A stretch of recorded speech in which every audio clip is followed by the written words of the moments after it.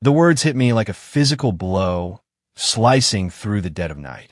It was 2 a.m., and I heard my daughter-in-law, Victoria, on the phone. "Tomorrow, we're taking her to the nursing home. Everything's already arranged." My blood ran cold, instantly freezing in my veins. I just grabbed my bag and slipped out the back door, disappearing into the darkness. The next day, they were desperately looking for me, frantic, but it was already too late for regrets. My name is Margaret, and I'm 70 years old. For the past 5 years, I've been living in the house of my son, Daniel, and his wife, Victoria. I truly believed it was my home. I thought they were my family. Oh, how incredibly wrong I was.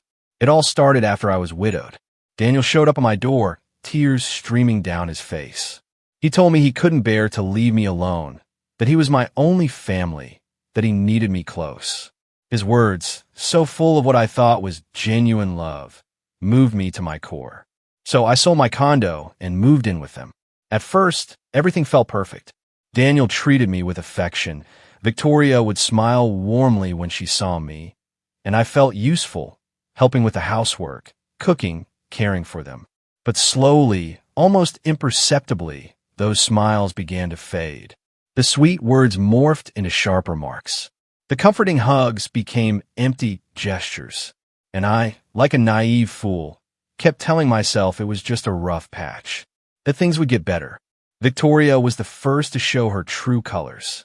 It started with seemingly innocent comments. "Margaret, don't you think you're eating a bit too much? Or maybe you should stay in your room when we have guests. The house looks tidier that way."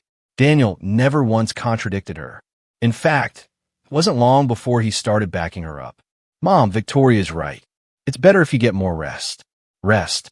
That was their favorite word when they wanted me to disappear. The months crawled by, and the humiliations intensified. Victoria stopped cooking for me altogether. "If you want something special to eat, you can make it yourself," she'd tell me, her voice dripping with that fake sweetness she'd perfected. Daniel would just pretend not to notice. I'd see it when he came home from work, finding my empty plate on the table while they finished their dinner. "Did you eat, Mom?" he'd ask, distracted, never really waiting for an answer. It felt like 1,000 tiny cuts, each one eroding a piece of my dignity. One night, while I was washing the dishes after they had gone to their room, I heard their voices through the wall. "You can't keep this up forever," Victoria was saying, her voice low but clear. "She's too much of a burden." My heart hammered against my ribs. "I know," Daniel replied, sounding tired. "But she's my mother." "Exactly," Victoria shot back. "She's your mother, not mine. And I didn't marry you to become a full-time nurse for the elderly." My hands trembled so violently, I almost dropped the plate. A nurse for the elderly. That's what she thought of me. Not a mother-in-law, not a grandmother to her future children, but a burden. An old woman needing a nurse. The following weeks were an absolute hell. Victoria began treating me as if I were invisible. She'd walk past me without even a glance. When I spoke to her, I'd get one-word answers or just outright silence. Daniel was no better. He'd come home, kiss Victoria, and greet me with a nod, as if I were a stranger in his own house. But what hurt the most was the way they talked about me when they thought I couldn't hear them. "She's getting slower," Victoria would say. Yesterday, it took her an hour to do something that would normally take 20 minutes. "Maybe we should look into some options," Daniel would reply, his voice hesitant. Options? That word haunted my sleepless nights. What kind of options? I didn't dare to ask, but deep down, something inside me already knew the terrifying answer. What they didn't know, what they never bothered to find out, was that I had my own secrets. Secrets I guarded like cards on my sleeve, waiting for the day I might need them. During my 60 years of marriage, my late husband and I had been incredibly careful with our money. We had properties, investments, savings accounts that had grown silently year after year. When I sold my condo to move in with Daniel, I didn't spend that money. I invested it, and it had grown a lot. Furthermore, there was something else they were completely unaware of, something that could change everything if I ever decided to reveal it. But that night, that damned August night, while I was pretending to sleep in my small room at the end of the hall, I heard footsteps in the kitchen. It was Victoria talking on the phone, in a low voice. I got up silently and walked to my bedroom door, pushing it slightly ajar. Her words reached my ears like daggers, each one a fresh wound. Yes, I've already spoken with the director. She can take her in tomorrow. Daniel agrees. We just need her to sign the papers. A pause. My heart was pounding so loudly I was terrified she might hear it. No, she doesn't know anything. Tomorrow, we'll tell her it's just a visit to see the place. Once she's there, it will be easier to convince her to stay. Another longer pause. Do I feel bad? Please. We've been putting up with her for 5 years. It's time for her to live her own life in the place where she belongs. My knees almost buckled beneath me. The nursing home.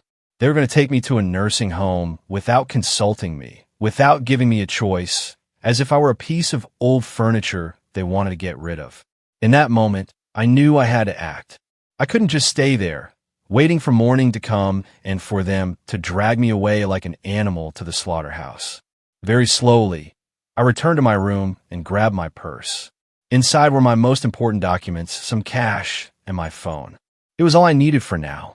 I waited until I heard Victoria go upstairs and close her bedroom door. Then, like a thief in my own house, I tiptoed to the back door. The night air was cool against my skin. For the first time in years, I took a deep breath and felt something akin to freedom. I didn't know exactly where I was going, but I knew one thing with absolute certainty. I was never going to be anyone's victim again. I walked through the dark streets for an hour before catching a cab.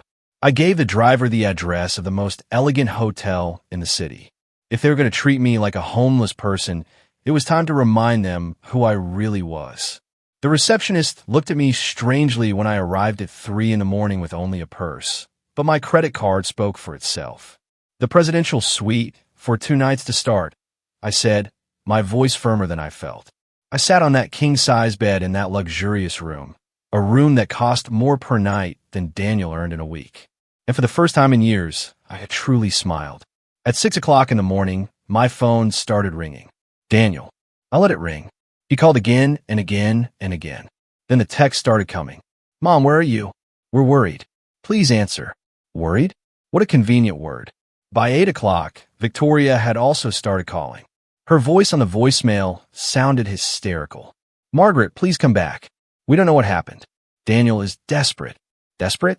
Probably because they realized their nursing home plan had been completely ruined. I ordered room service. Eggs Benedict, smoked salmon, fresh fruit, Colombian coffee.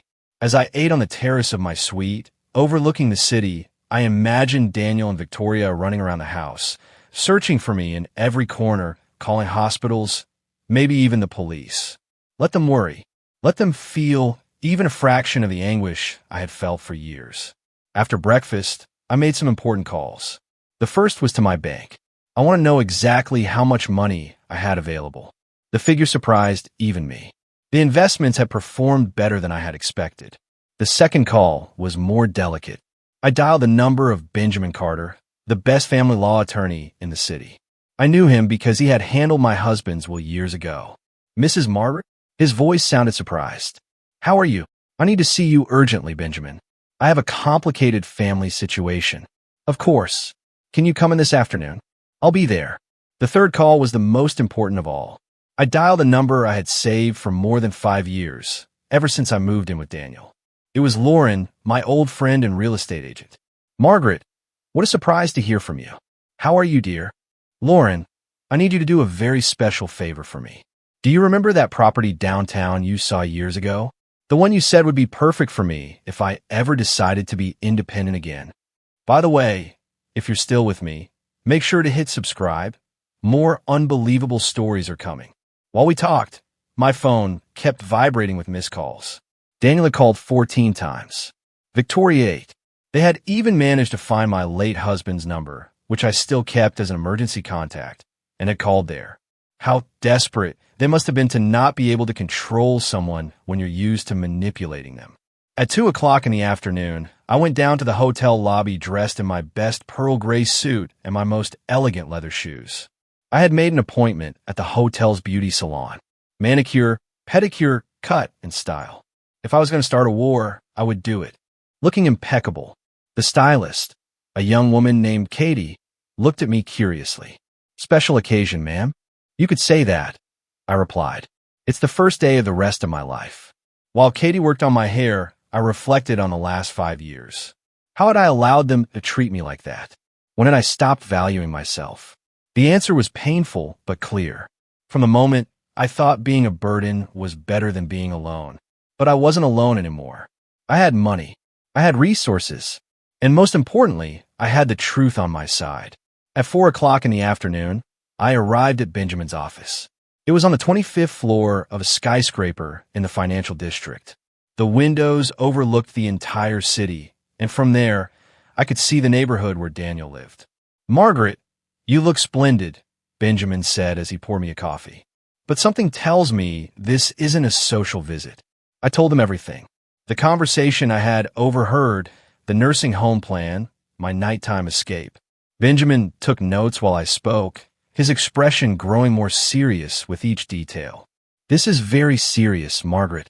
What they plan to do could constitute elder abuse, especially if they intended to do it without your consent. What are my options? Many. But first, I need you to tell me something. Do they know about your real financial situation?" "No, they have no idea. Daniel thinks I'm a poor widow living off his charity." Benjamin smiled for the first time in the meeting. "Then we have a considerable advantage." He explained the legal options: restraining orders, lawsuits for emotional abuse, even criminal charges if we could prove they had planned to commit me against my will. "But I have a different proposal," he continued, his eyes sparkling with a glint that I immediately liked. "What if we teach them a lesson they will never forget?" "I'm all ears, Benjamin." "We're going to show them exactly what the woman they thought they could discard is worth. But we will do it in a way that the blow is public, definitive, and completely legal." I left that office with a plan that would take a few weeks to execute, but would be worth every single minute of the wait. Back at the hotel, I finally decided to answer one of Daniel's calls. "Mom, thank God. Where are you? We've been looking for you everywhere. Victoria is crying. We thought something terrible had happened to you." His voice sounded genuinely concerned. He almost convinced me. "Almost. I'm fine, Daniel. I just needed to go for a walk and clear my head." "A walk? It's been more than 12 hours. Where are you exactly?" "In a safe place. Don't worry about me." "Mom, please come home. We can talk about whatever is bothering you." "Talk? As if it were that simple." "You know what, Daniel? You're right. We do need to talk. But not on the phone. In person, and when I'm ready." "When will that be?" "Soon. Very soon." I hung up before he could reply. That night, as I had lobster for dinner in my suite, overlooking the city lights, I toasted to myself. To the woman I had been, to the woman I was reclaiming, and to the woman I was becoming. Daniel and Victoria had made a fatal mistake. They had underestimated the wrong woman. The following days were a mix of strategic preparation and personal rediscovery. Every morning, I would wake up in that luxury suite, order my breakfast to the room, and work on my battle plan. Daniel and Victoria kept calling, desperately. Their messages had evolved from concern to pleading, and then to something that sounded dangerously close to veiled threats. "Mom, this isn't funny anymore," Daniel said in his last message. "Victoria is sick with nerves.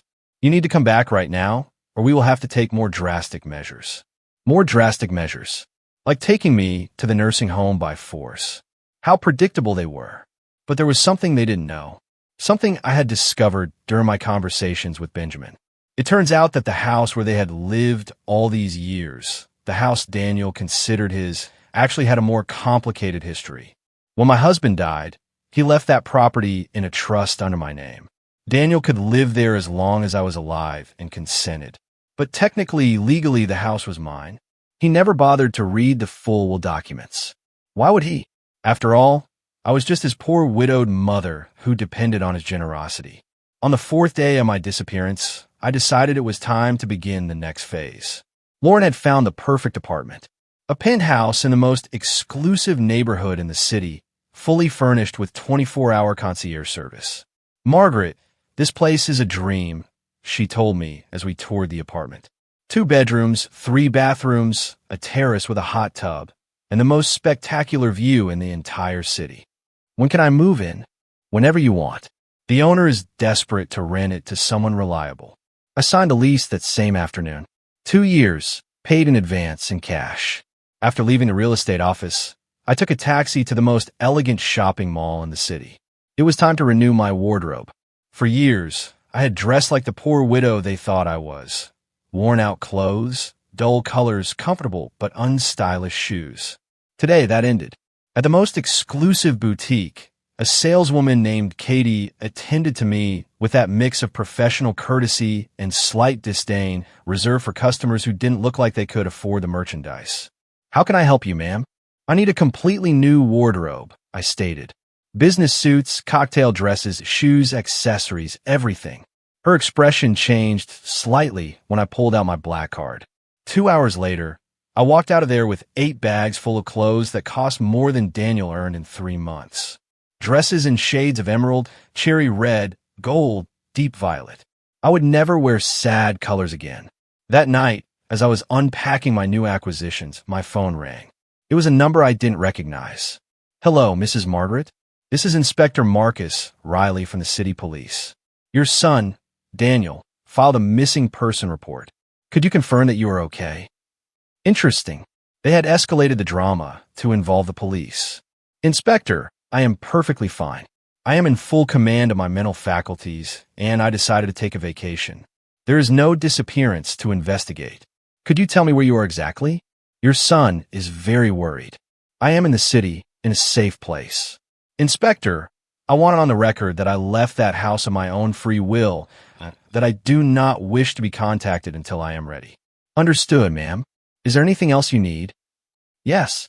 If my son or his wife file any more false reports about me, I want them to know that I might consider it harassment."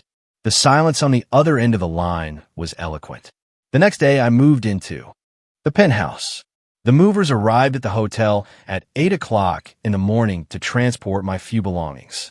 It was strange how little I needed when it was really about starting over. My new home was everything Lauren had promised and more.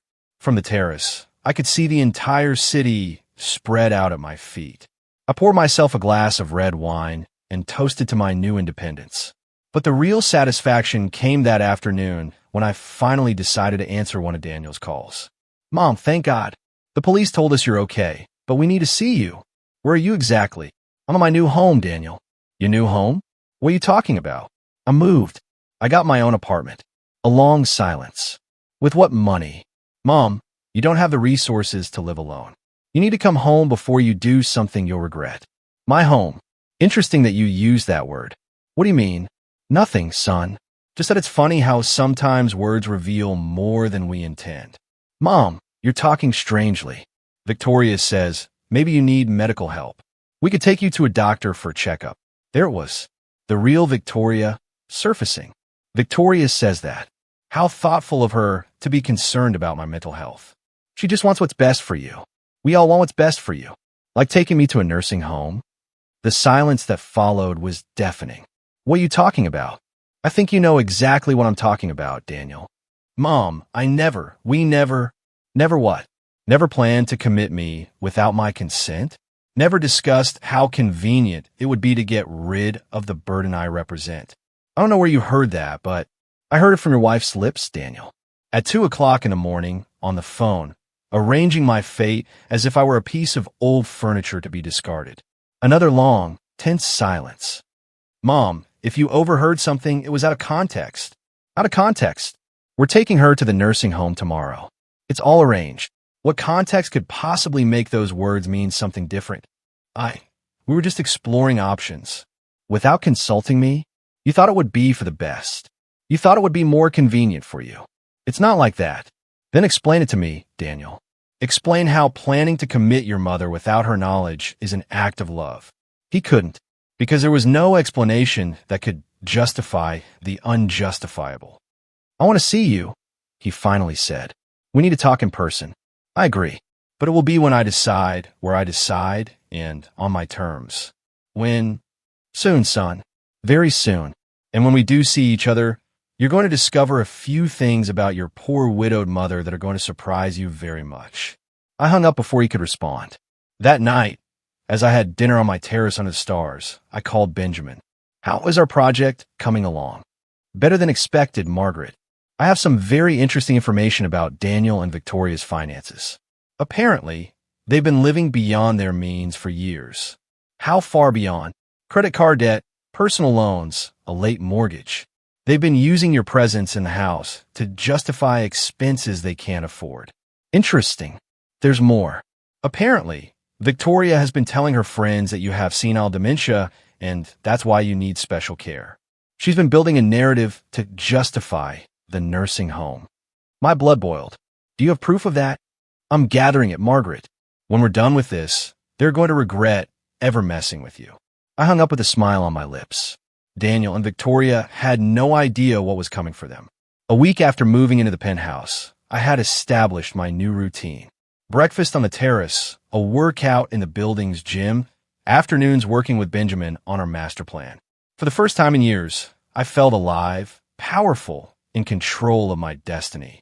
Daniel had stopped calling after our last conversation. Victoria, on the other hand, had intensified her attempts. Her voicemails revealed a growing desperation. Margaret, please come back. Daniel is a mess. He's barely eating, barely sleeping. This is destroying us as a family. As a family. What irony. Margaret, I know you're angry, but running away doesn't solve anything. We're adults. We can talk like civilized people. Civilized people. Like when they were planning to commit me without my consent. But the message that caught my attention the most arrived on a Thursday night. Margaret, I need to be honest with you. Daniel is considering reporting you as mentally incompetent. He says your behavior proves you can't make rational decisions. Please come back before this gets out of control. There was the real Victoria, the veiled threat wrapped in false concern. I forwarded the message to Benjamin immediately. Perfect, he said when I called him. This is exactly what we needed. They're digging their own grave. How so? If Daniel tries to have you declared mentally incompetent, we would have grounds for a lawsuit for defamation and elder abuse. But more importantly, it will be the perfect time to reveal your true financial situation.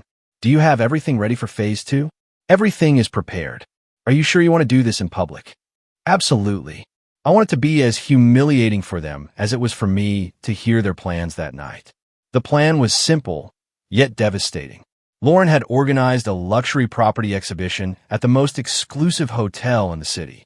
Daniel and Victoria had been specifically invited with the excuse that there was an investment opportunity that might interest them. What they didn't know was that I would be the event's keynote speaker. The day arrived faster than expected.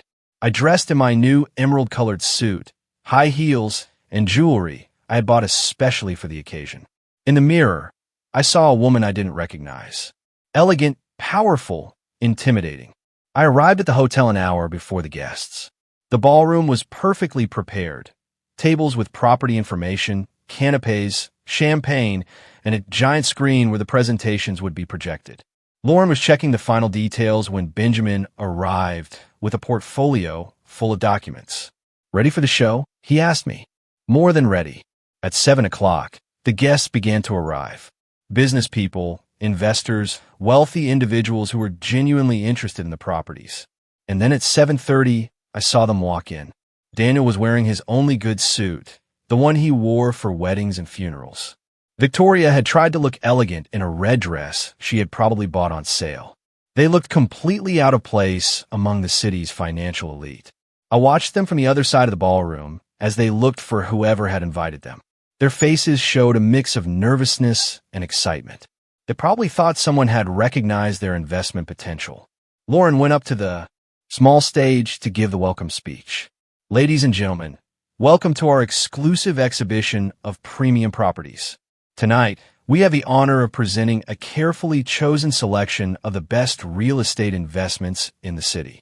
Daniel and Victoria were smiling nervously, trying to blend in with the other guests.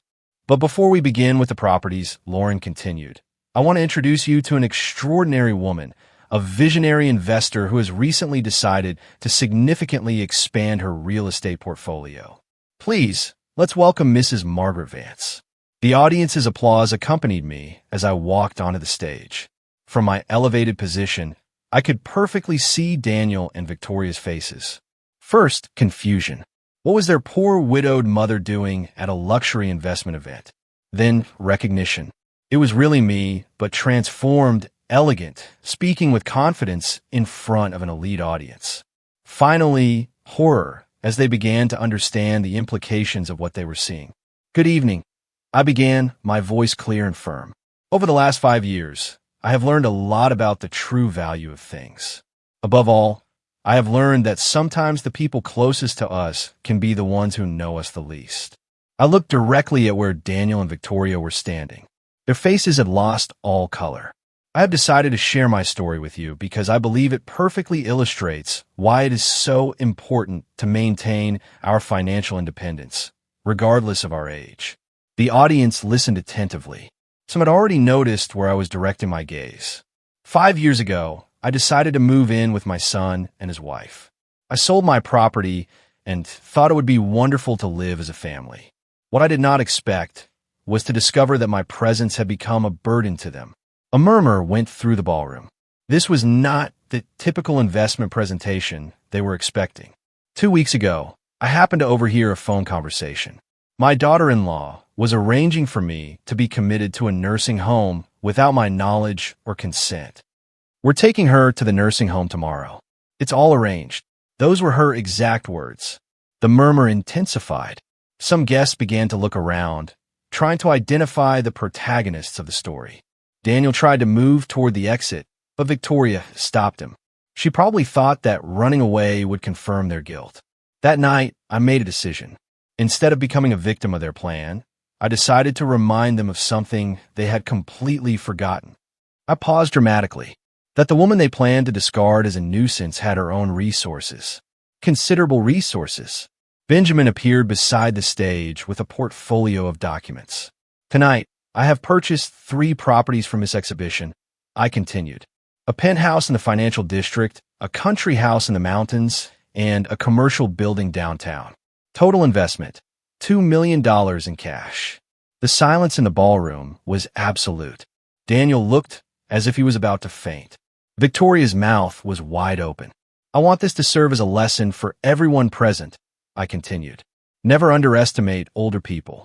And never, ever assume you know someone's true situation. I came down from a stage to thunderous applause. The audience was fascinated by the drama they had just witnessed. I walked directly toward Daniel and Victoria. Other guests had already realized who they were and were looking at them with a mixture of curiosity and contempt. "Hello, son," I said in a calm voice. "Surprised to see me?" Daniel looked at me as if he had seen a ghost. His face had gone from white to red, and then to a sickly green. Victoria, on the other hand, looked like a marble statue, completely paralyzed. "Mom," Daniel whispered. What is all this?" "This, my son, is reality. The reality that you two never bothered to get to know." The other guests began to gather discreetly, pretending to look at property brochures while listening to our conversation. The drama was too juicy to ignore. "Mrs. Margaret," Lauren intervened with a malicious smile. "Are these the relatives you told me about? The ones who thought you needed special care?" Victoria finally found her voice. "Margaret, I don't understand anything. Since when do you have so much money?" "Since always, my dear Victoria. It's just that you assumed I was a poor, helpless widow. You never asked. You were never interested in really knowing my situation." Daniel tried to approach. "Mom, if you had resources, why didn't you tell us? We could have what, Daniel? Treated me with respect? Consulted me before planning my life? Or you simply would have found more creative ways to take advantage?" An older man who had been listening came over. "Excuse me, ma'am, but is it true that they planned to commit you without your consent?" "Completely true," I replied without taking my eyes off Daniel. "My daughter-in-law arranged everything over the phone." "It's all arranged," were her words. The man shook his head in disgust. "That's elder abuse. They should be in jail." Victoria turned as red as a tomato. "That's not true. We only wanted what was best for her. We thought she needed more care." "Care?" My voice rose slightly. "Like ignoring me during dinners? Like making me feel invisible in my own house? Like arguing about how annoying my presence was?" More people had gathered around us. Some were discreetly recording with their phones. "Margaret, Please, Daniel pleaded. People are staring at us. We can discuss this in private. In private? Like when you discuss my future in private, without including me? Benjamin appeared at my side with a folder. Mrs. Margaret, would you like me to show them the documents now? What documents? Victoria asked nervously.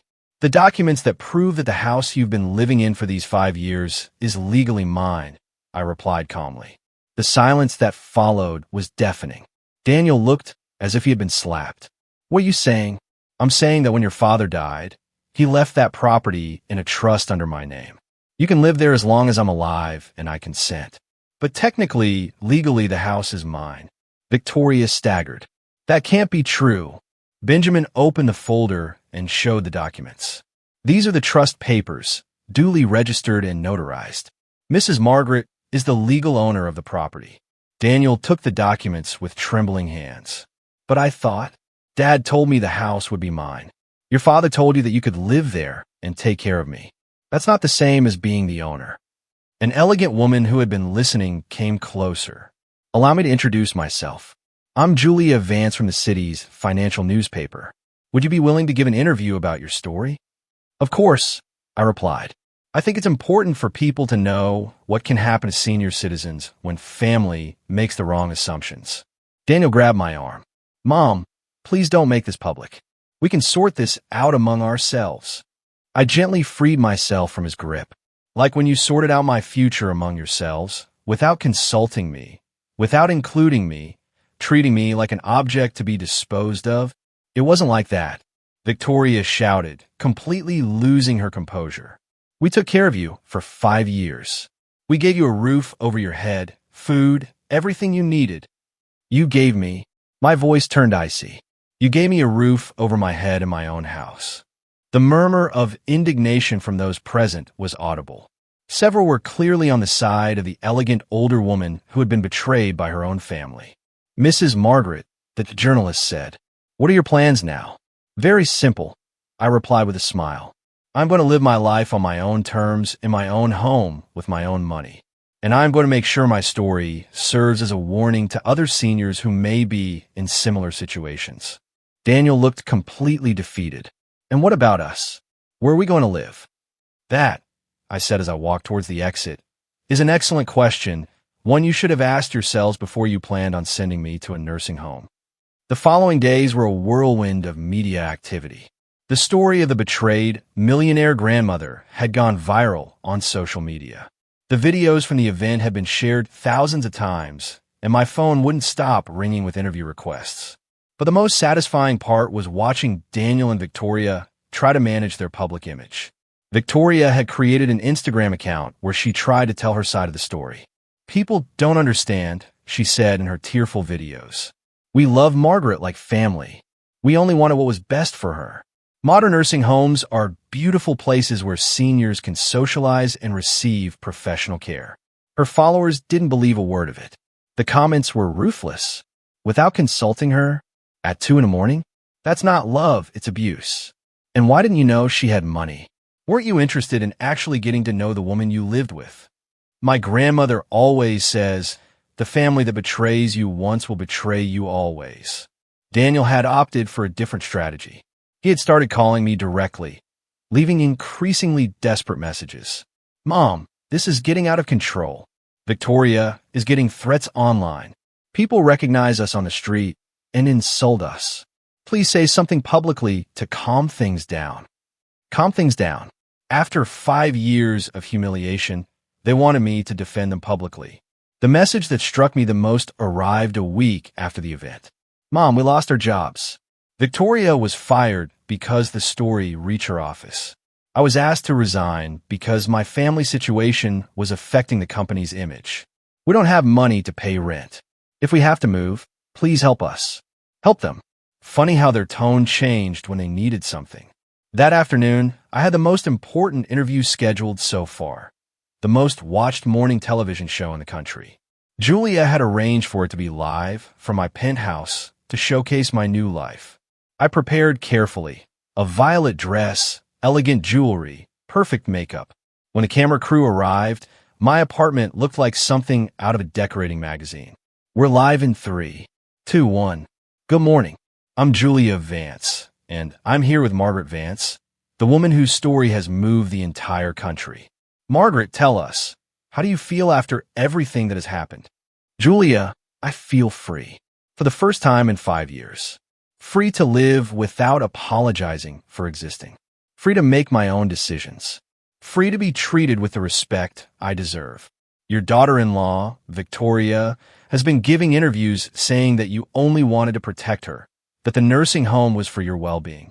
Julia, when someone plans your future without consulting you, secretly, in the middle of the night, that's not protection, that's control. And when they have also been treating you like a burden for years, it's hard to believe their motives were truly altruistic. What would you say to other seniors who might be going through similar situations? I would tell them that it's never too late to reclaim your dignity, that you shouldn't let anyone make you feel like a burden, and above all, to maintain control over your own lives and finances. Now, we understand that your son, Daniel, has been trying to contact you. Yes, he has been calling, especially since they lost their jobs. And what do you plan to do about it? Look, Julia, I'm not a vengeful person, but I'm not a foolish person either. For 5 years, Daniel and Victoria treated me as if I were invisible when they thought I depended on them. Now that they've discovered I have my own resources, suddenly I'm important again. Are you willing to reconcile with them? A real reconciliation requires a genuine acknowledgement of the harm caused. It requires sincere apologies, and it requires real changes in behavior. So far, all I've received are excuses and justifications. Victoria says the consequences have been disproportionate, that losing their jobs is too much of a punishment. Disproportionate? My voice hardened slightly. You know what's disproportionate? Planning to commit someone without their consent. That is disproportionate. What are your plans for the future? I'm considering creating a foundation to help seniors facing family abuse. I want my experience to serve to protect others. One last question, Margaret. Do you regret anything? I thought carefully before answering. I regret allowing them to treat me badly for so long. I regret wasting 5 years feeling like a burden when in reality, I was an independent and capable woman. But I do not regret taking back control of my life. When the interview ended, my phone exploded with messages. Hundreds of people sharing their own stories, thanking me for speaking out, offering support. But the message that caught my attention the most came from an unknown number. Mrs. Margaret, this is Stephen Clark, an investigative journalist. I have information about your son's finances that I think you would be interested in knowing. Could we talk? I smiled as I dialed the number. Daniel and Victoria hadn't seen anything yet. The meeting with Stephen was revealing in ways I hadn't expected.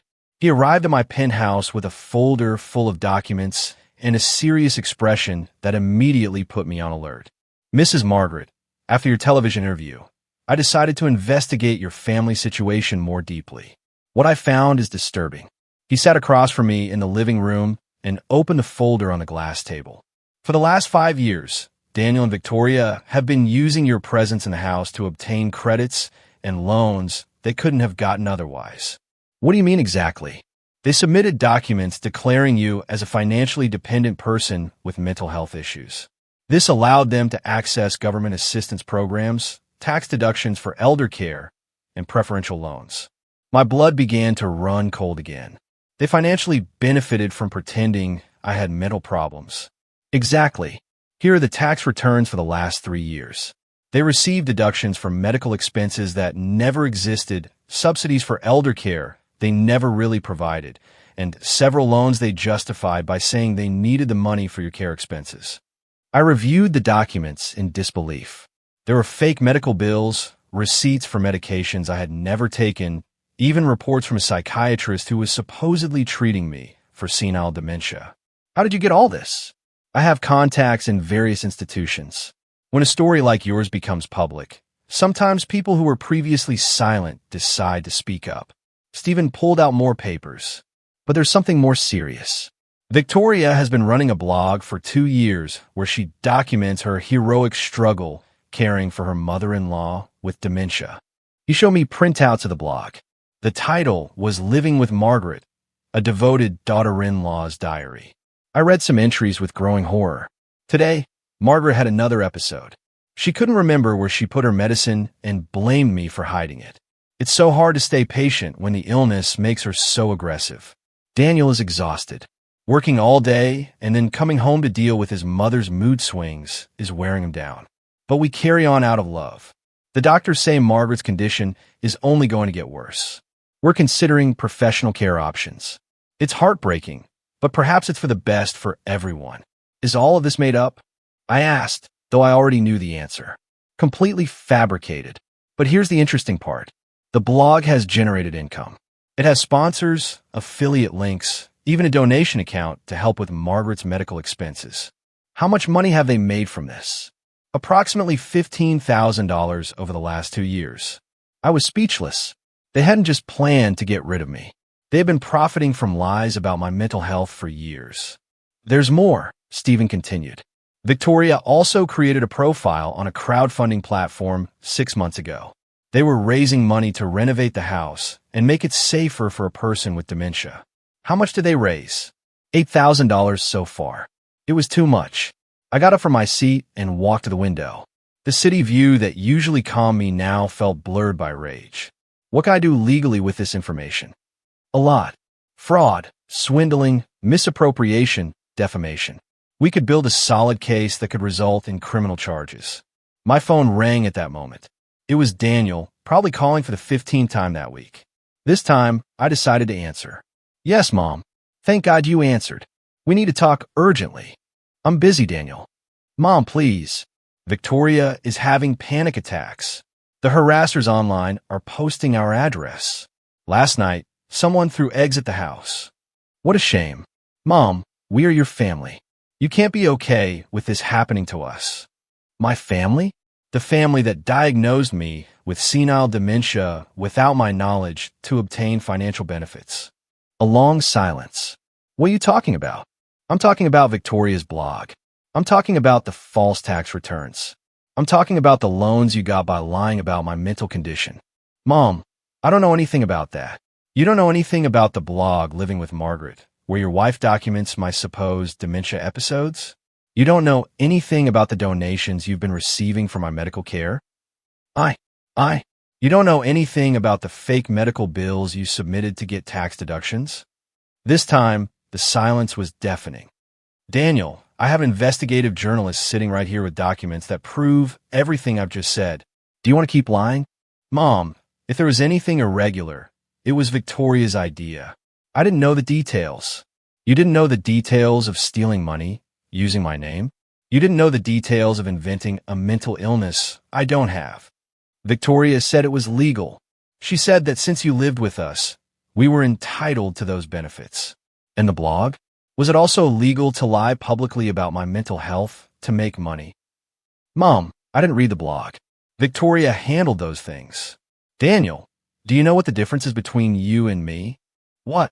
When I make a mistake, I own it and take responsibility. You, on the other hand, always find someone else to blame. Mom, please, can we fix this? No, Daniel, we can't. This gets fixed with justice. I hung up and looked at Stephen. When can we file the lawsuits? The lawsuits were filed on a Tuesday morning. Benjamin had worked all night to prepare the documents. Tax fraud, swindling, defamation, identity theft, and elder abuse. It was a legal arsenal that would leave Daniel and Victoria with no escape. But before the documents reached their hands, I had one last card to play. Are you sure you want to do this publicly? Stephen asked me as he set up the recording equipment in my living room. Completely sure. The people who donated money believing Victoria's lies deserve to know the truth. We had decided to do a live broadcast on social media. In just 2 hours, more than 50,000 people had registered to watch. The story had captured the nation's attention. We're live in 3, 2, 1. Good afternoon. I am Margaret Vance, and today I'm going to share information with you that will completely change what you thought about my family situation. I looked directly at the camera. Over the last few days, an investigative journalist has discovered that my son and daughter-in-law have been lying about my mental health for years to obtain financial benefits. I held up a copy of Victoria's blog. My daughter-in-law, Victoria, created a blog called Living with Margaret, where she invented a completely false version of my life. According to her writings, I suffer from senile dementia, have aggressive episodes, and require constant medical care. None of this is true. As you can see in this broadcast, I am in perfect mental condition. I manage my own finances. I live independently. And I make all my own decisions without help. I read one of the blog entries. Today, Margaret had another episode. She couldn't remember where she put her medicine and blamed me for hiding it. I paused, then added, "This entry is dated on a day I was in New York closing a real estate investment." The live comments multiplied by the second. People were outraged. But the lie goes beyond the blog. Using these false stories, they obtained tax deductions for non-existent medical expenses, government subsidies for elder care they never provided, and donations from well-intentioned people who believed their narrative. I showed the tax documents. In total, they have obtained approximately $25,000 by lying about my mental condition. My phone started ringing insistently. It was Daniel, probably watching the broadcast in a panic. "I see my son is trying to call me right now," I said, showing the phone to the camera, probably to ask me to stop this broadcast. I decided to answer and put it on speaker. "Mom, please stop that broadcast. You're destroying our lives." "Hello, Daniel. I'm live with 50,000 people. Is there anything you want to say publicly about Victoria's blog and the money you obtained by lying about my health?" "Mom, I didn't know you were live. Hang up right now." "Why should I hang up? Are you afraid of people hearing your side of the story?" "This is all Victoria's fault. I didn't know anything about the blog. She handled those things." The comments exploded. People couldn't believe he was blaming his wife live on air. "Daniel, so you admit that Victoria lied about my mental condition?" I don't know what to admit. Just stop the broadcast. "Do you admit that you received money under false pretenses?" "Mom, please." "It's a simple question, Daniel. Yes or no?" A long silence. Then we heard Victoria's voice shouting in the background. "Hang up. Don't say anything else." "Is that Victoria?" I asked. "Does she want to join the conversation?" I'm sure the 50,000 people watching us would have some interesting questions for her. "No," Victoria screamed. "Daniel, hang up now." "Victoria," I said, raising my voice, "could you explain to the audience why you invented stories about my dementia? Could you explain how you justify the money you earned with those lies? You have no right to ruin our lives like this." Victoria shouted, grabbing the phone. "I have no right after you ruined mine for 5 years. We took care of you. We gave you a home." "Victoria, I'm reading your blog live. It says here I had a violent episode on March 15th. Could you explain what happened that day?" That was because it turns out on that day I was in Miami visiting my investment broker. I have receipts, photos, witnesses. Those details don't matter. They don't matter? Lying about someone's mental health doesn't matter? You abandoned us. You disappeared in the night like a thief. "Victoria, I left because I overheard your phone conversation, planning to commit me to a nursing home without my consent. It was for the best for me, or the most convenient for you." The call was abruptly cut off. The comments went wild. People were virtually applauding, sharing the broadcast, expressing their support. As you can see, I continued calmly. It's hard to maintain lies when you're confronted with real evidence. This broadcast isn't just about my personal story. It's about something much bigger. The systematic abuse of senior citizens by family members who take advantage of their perceived vulnerability. Tomorrow, my lawyers will file formal lawsuits against Daniel and Victoria for fraud, swindling, and defamation. All the money they obtained fraudulently will be returned to the corresponding institutions and to the people who donated believing their lies. But more important than legal justice is moral justice. I want my story to serve as a warning. Never let anyone take away your dignity, no matter how old you are or how vulnerable you may seem. Thank you for joining me today. I will keep you informed about the progress of the legal case. I ended the broadcast with over 80,000 viewers. My phone immediately exploded with messages of support, interview offers, and contacts from other seniors sharing their own stories. But the message that satisfied me the most came an hour later. It was from the crowdfunding platform informing me that they had closed Victoria's account and frozen the funds pending distribution. Justice was finally beginning. 6 months later, I was sitting on the terrace of my penthouse, enjoying my morning coffee while reading the day's news. The front page of the local newspaper had a headline that made me smile. Couple sentenced to prison for fraud against a senior citizen. Daniel had received 2 years in prison. Victoria, as the mastermind of the scheme, had received 3.5 years. In addition, they would have to pay a $50,000 fine and perform community service in nursing homes once they completed their sentences. Justice had been complete and satisfying. But the most rewarding part was not their punishment, but what I had built with my freedom. The Margaret Vance Foundation for the Protection of Seniors had already helped over 200 people in situations similar to mine. We had established a helpline, free legal services, and a financial education program for older adults. My story had inspired changes in state legislation on elder abuse. It was now more difficult for family members to obtain fraudulent benefits, and there were stronger protections for vulnerable seniors. But perhaps most importantly, I had rediscovered myself. At 71, I had learned to dance salsa, take painting classes, and travel to places I had only dreamed of visiting. I had an active social life, true friends, and a renewed purpose. My phone rang, interrupting my thoughts. It was Lauren, my real estate agent, who had become one of my best friends. "Margaret, did you see the news? I just read about the sentencing." "Perfect. No, not that. Did you see that Victoria tried to sell her story to a television production company?" I laughed. "Seriously? What story?" "The one about how she defrauded her mother-in-law and ended up in prison. Apparently, she wanted to make a series about the dark side of social media and how internet justice destroyed her life." The nerve. And what happened?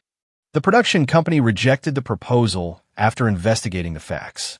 Turns out they prefer stories with more sympathetic protagonists. That afternoon, I had an important meeting.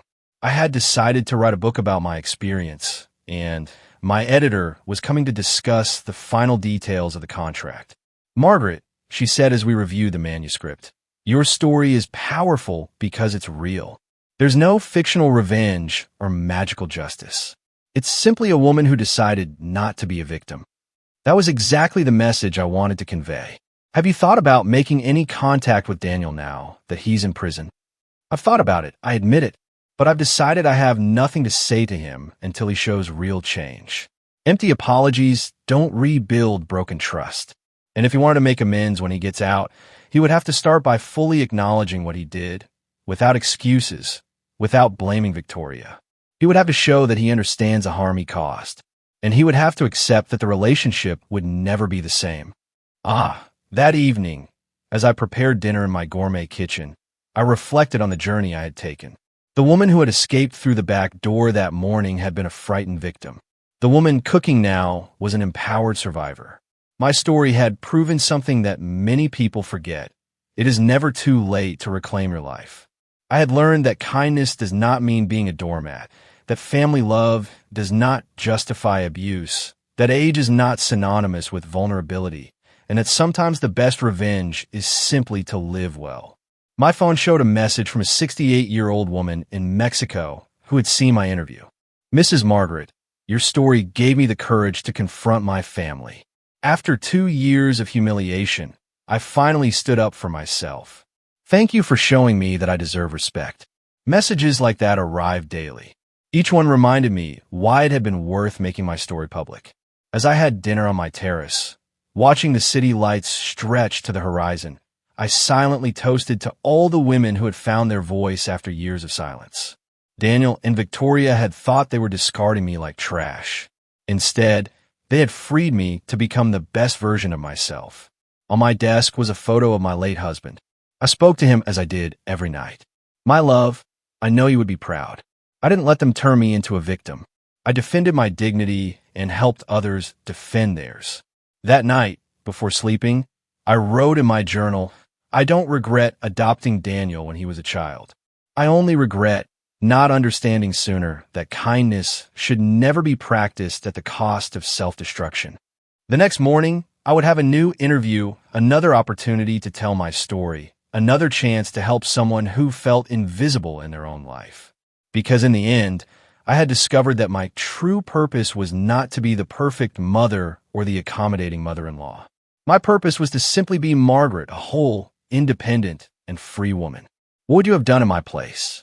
Have you ever felt truly underestimated? Tell me what you think. I really want to know.